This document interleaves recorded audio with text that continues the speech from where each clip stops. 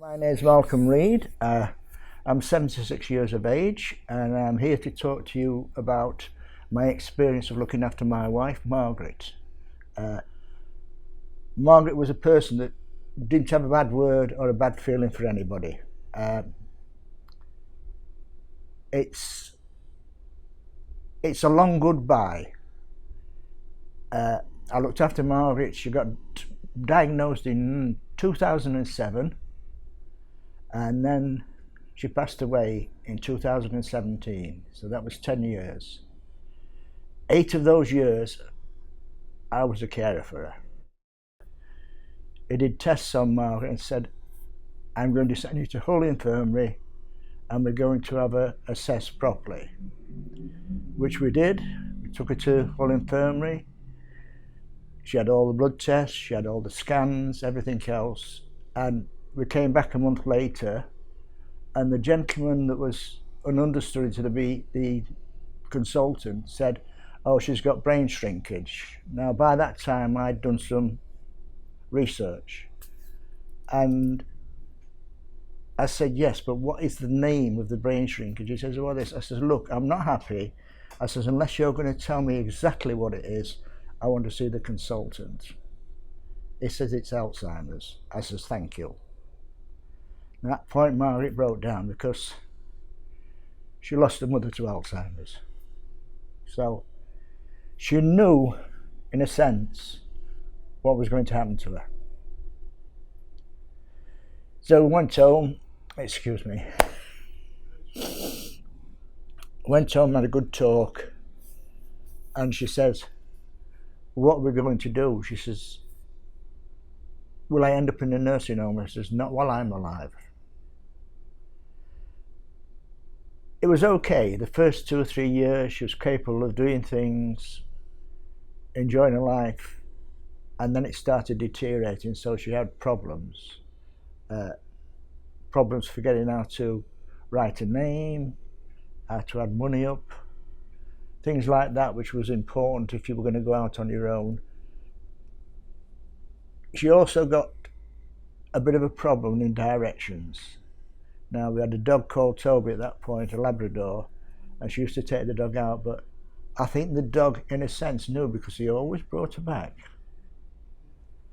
But when she got a later stage, the village I live in,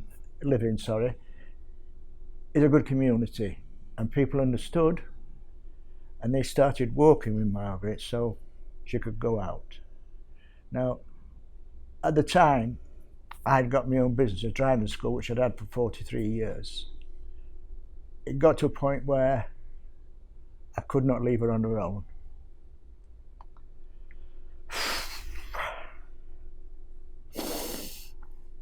So I made a decision. I closed the driving school down and became a full-time carer. If you don't know the symptoms of Alzheimer's, it's hard for you. I did look it up. I got a lot of research. I got a lot of information from Alzheimer's Society, which I was doing some volunteer work for as well at the time. It got to the stage where Margaret then had a social worker and a mental health nurse. Now, the social worker, I couldn't fault her one bit. A lady called Jill Kerr. Any problems, she was there, she was helping me. Things progressed a little bit more. It got to the point where I was having to dress Margaret, I was having to cook for her, I was having to make sure she could have a bath. So Jill said, you need help. I said, fair enough. So she arranged for a company to come with carers and start helping me.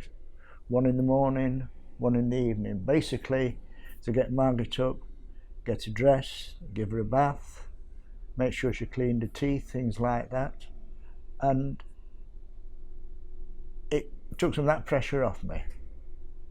Now, I'm speaking now possibly as a man to a man.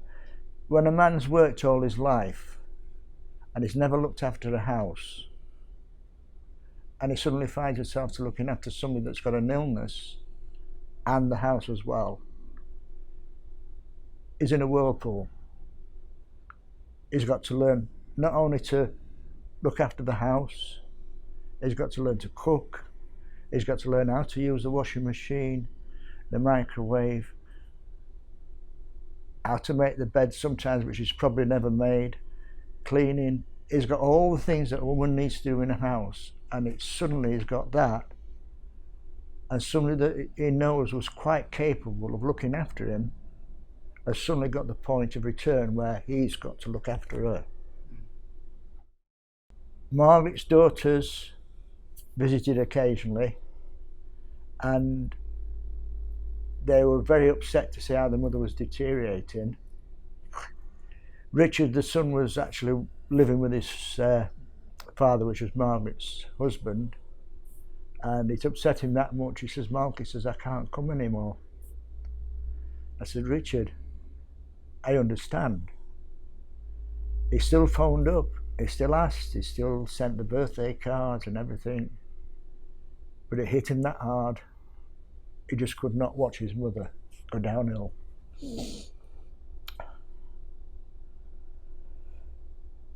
Then you get to the point where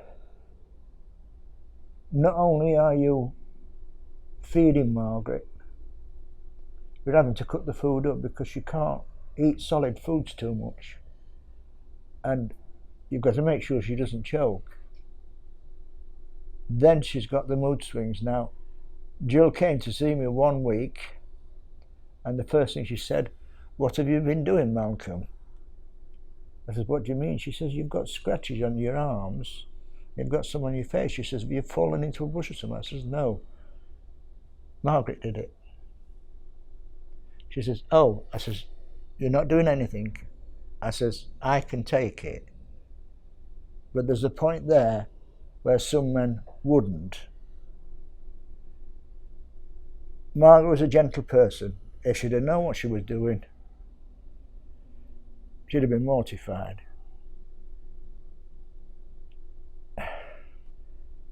Jill said, you need some respite. She says, what we're going to do is we're going to arrange for you to take Margaret to a nursing home. I said, I'm not putting her in. She says, no, she says, all we're doing is taking her for a day.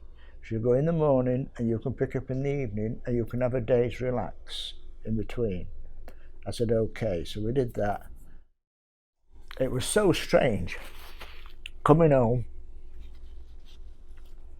and she wasn't there. But I know it was for my own health, otherwise I'd have been in hospital. Then it had been more serious. Again, the progression got a little bit worse. We then had to have a assessment for incontinence. So Margaret now was wearing incontinence wear and one thing and another. Again, a man that's never done it, probably never changed a nappy, even when he's had children, you've suddenly got an adult lady who you've lived with and you're having to clean her and make sure she's clean so she doesn't get any infections, etc., things like that. I can always remember one point, Lorraine, which is her youngest daughter, coming to see us, and I was cooking dinner and I knew Margaret wanted to go to the toilet. I said, oh, your mum needs to go to the toilet. She said, well, I'll take her. Fair enough. I said, just make sure you watch what she's doing and make sure she's clean, one thing or another. She says, oh, I know, I'm all right. I walked past, it was a downstairs toilet, I walked past and Lorraine stood outside the downstairs shower and toilet. I said, what are you doing, Lorraine? She says, I'm waiting for my mother to finish. I said, no, you don't. It's a hands-on job, you go in there and do it for her. She says, what do you mean? I said, you've got to take her trousers down. You've got to make sure she's not soiled or anything like that. And I says, the box in the corner's got incontinence knickers. And I said, if it's not, we've got to wash her. Well, she says, I can't do that. I said, oh, get out of the way, Lorraine, I'll do it. And that was an older daughter, one of her younger daughters. She was in her 30s at that stage. So you've got all that to contend with, not only possible mood swings, uh, incontinence, sleeping patterns. She was starting to wake up sometimes at 3, 4 o'clock in the morning and wanting to get up thinking it was early when it's 3 o'clock at night. So again, we had a talk with the doctor and he gave her a medication called trazodone, which it suits some people, but it suited Margaret down to the ground. She could take it about 8 o'clock at night and she virtually slept most of the night. So I was getting my sleep then, because you get so used to that person, you get a second sense. It's like you feel them moving or they're getting out of bed and you're awake. You're not getting your sleep because you're always on that like alert system to see if she's going to get up, because the last thing you can do is let her walk around the house, because if she decides to go downstairs she can't cope with it, because you have to virtually hold her arms, and I used to go downstairs backwards and support her coming down. So the last thing so in the end I actually put one of the old baby gates on top of the stairs, but I put a lock on it so she couldn't go downstairs if she did manage to get out. Also got her from the occupation therapist, I got what they call a pressure mat. So as soon as she stepped out to her side of the bed, the alarm went off. So that was again just covering all aspects, trying to get it sorted out. Arranged for a person who I knew to come to the house to give her a hairdresser to give her haircuts and things like that, so she wasn't getting anything like that. Chiropodist to make sure all her nails were cut. Again, it's something you don't think of, it's a lady thing. So you're thinking of all this as well as trying to live. I had one thing that I used to like doing, that was squash.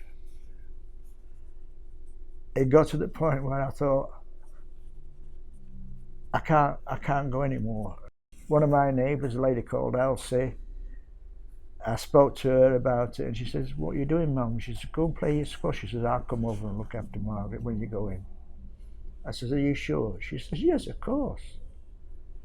Elsie was an elderly lady, but she was actually, a job used to be in a care home, so she knew what she was getting into. She knew what Margaret was like, and she used to come in, and I always used to make sure there was a bottle of Baileys or something like that, or something that she could have to drink. She used to like a can of lager. I used to make sure there was a can of lager. And I said, "Do I pay?" She says, "You don't pay me." She says, "I do it." So I used to go to squash club, come home, and Elsie at times was putting Margaret to bed, which was good. But then there was that one time where Elsie said she had a bit of a problem. I says, "Elsie, just let her fall to sleep on the settee." I said, "Don't you trying to get her upstairs and you coming down and injuring yourself." So that continued for a bit until that fateful day, after 8 years of looking after Margaret. Jill Kerr, the social worker, turned up. I knew she was coming, but what I didn't know, she walked in with Dr. Gallagher and the mental health nurse. And I said, "What's going on?" I don't know whether people know about this. I'd got full power of attorney for financial and health, but under the Mental Health Act, if the doctor thinks that you're not capable medically of looking after the person you've got, they can override it and say they've got to go into a nursing home. There's no ifs, no buts.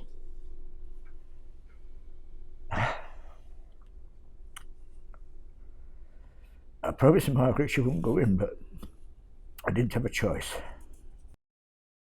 Now, at a point she was going for respite to a nursing home in Scunthorpe, and I knew a lady that was running one in Doncaster, so I arranged for her to go to this one in Doncaster, and she went there. She was quite happy. But then the manageress got poached. A lady called Lindsay got poached by another company. And I asked her where she was going. She says, oh, they're building a big new nursing home outside Woodland, she says.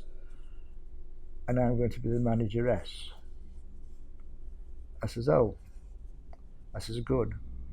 So, can't stop the lady improving her career. She moved out. And then I saw a deterioration in the nursing home. Went down to Elm Lodge, which is where Lindsay had moved to. And I says, can I fetch Margaret in for 2 or 3 days? She says, yes, of course you can. She went there. The place was like a hotel. Compared with some nursing homes, like a hotel.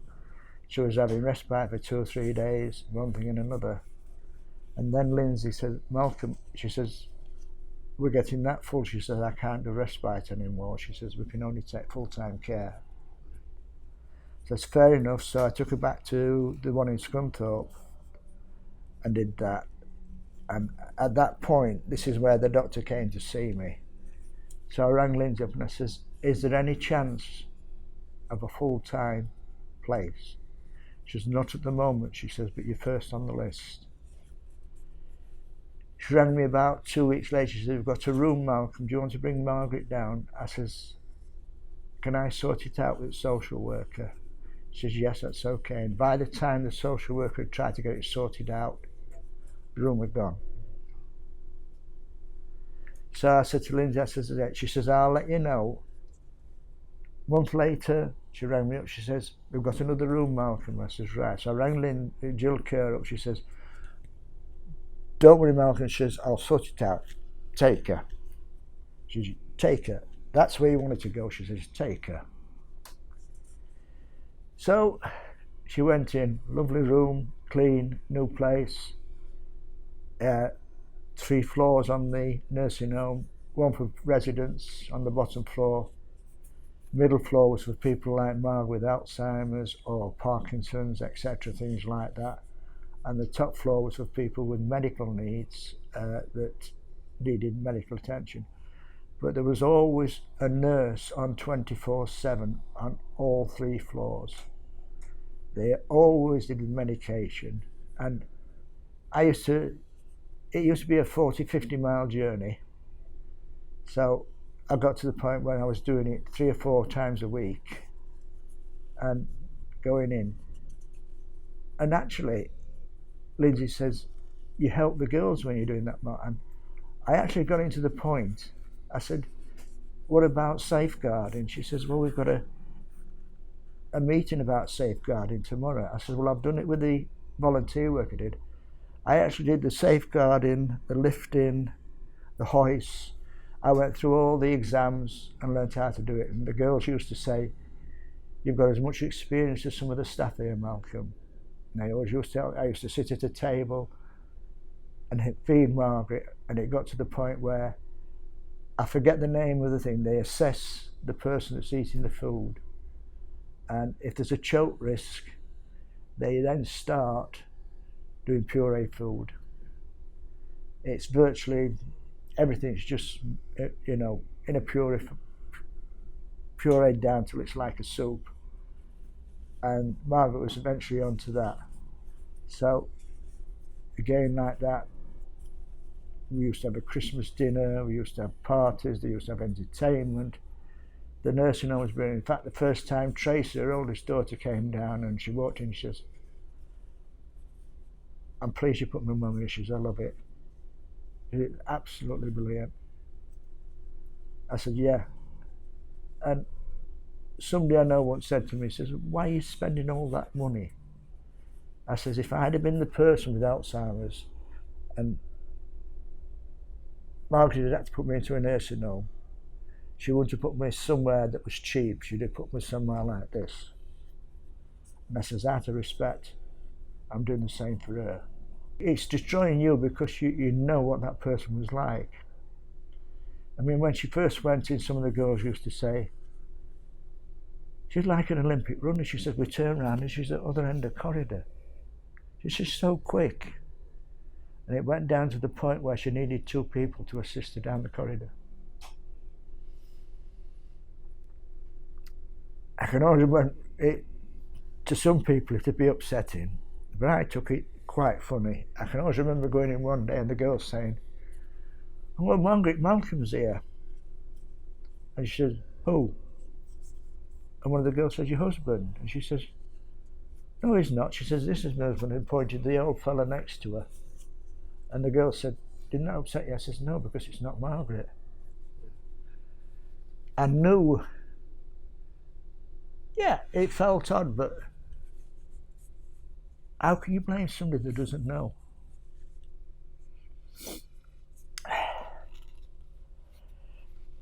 As I say, things went on then. At 2017, she started getting to the point where she was getting bed bound, things like that, so she was in a special bed. She really deteriorated. The nurse came in and she says, "I'm sorry to say, Mark, but we're going to have to put her on end of life." I said, "Fair enough." And she says, "She won't know it." She says, "We can't feed her because she'll choke. All you can do is just wet her lips and make sure her mouth's moist." A brother who she'd never seen for 5 years got in touch with Trace, and he turned up virtually. He came and sat with me for 3 days, and he said, "I'm sorry, Mark." I said, "It's nothing you can do, Terry." I said, it's just the nature of the disease." And then they started giving Margaret morphine. One of the nurses in the inn gave her the morphine injection. He says, "I don't think she's going to last the night, Malcolm." I said, "I'm sorry to say, but 36 hours later she was still alive." I sat in that bedroom for 39 hours.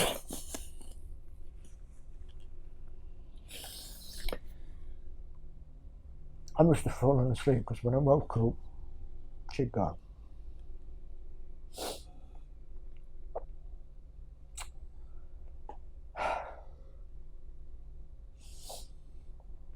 That was on the 17th of the 12th, 2017. The girls came down, dressed her. I'd got a prepaid funeral with a co-op, so they arranged for them to come and pick her up. The girls had even taken a plough and put it on her chest. And then the undertaker said, "Do you want to leave the wedding ring and the engagement ring?" And I says, "No, I'd rather take it off." So they gave me that, and I've still got them now.